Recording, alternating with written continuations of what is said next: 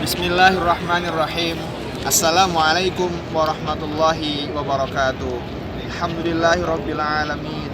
Wabihi nasta'in wa ala umuri dunya waddin. Wassalatu wassalamu ala nabiyyina Muhammadin sallallahu alaihi wasallam. Amma ba'd. Para adik-adik santri Mahatafidz Al-Quran Darussalam dan para wali santri Mahatafidz Al-Quran Darussalam, pada kesempatan kali ini saya ingin menceritakan tentang sebaik-baik kisah yang Allah katakan di dalam Al-Quran.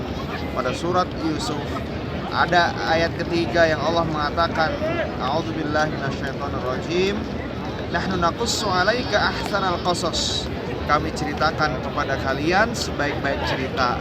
Tahukah kita bahwa cerita tentang Nabi Yusuf bukan hanya cerita bagaimana Nabi Yusuf diangkat kemudian menjadi menteri, tapi cerita tentang Nabi Yusuf adalah cerita tentang dia dikhianati oleh keluarganya, dia dibuang ke dalam sumur, dia dipenjarakan, kemudian dikhianati oleh teman di penjaranya, dia digoda sebelumnya oleh pemaisuri istri raja, dan kisah perpisahan dia dengan orang tuanya dalam waktu yang lama, tangis orang tuanya yang membuat orang tuanya kehilangan penglihatannya.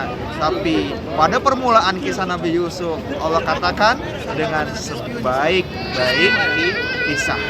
Maka definisi sebaik-baik kisah yang selama ini dalam pikiran kita mungkin adalah kisah yang penuh dengan bunga-bunga, kisah yang penuh dengan cerita keindahan.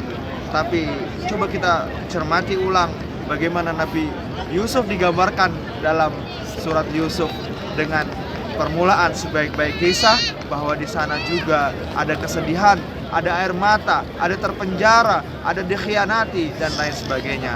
Maka pesan saya kepada adik-adik dan para orang tua adalah perjalanan ini akan menjadi indah jika kita terus bersama Allah.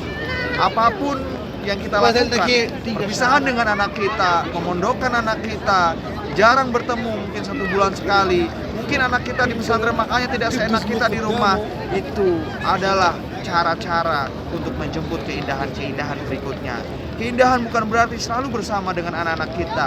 Keindahan bukan berarti dengan memanjakan anak-anak kita. Mendidik mereka menjadi generasi Al-Quran adalah keindahan sesungguhnya. Karena nanti seperti yang Allah janjikan di akhirat, yaitu mereka akan memakaikan mahkota kepada orang tuanya.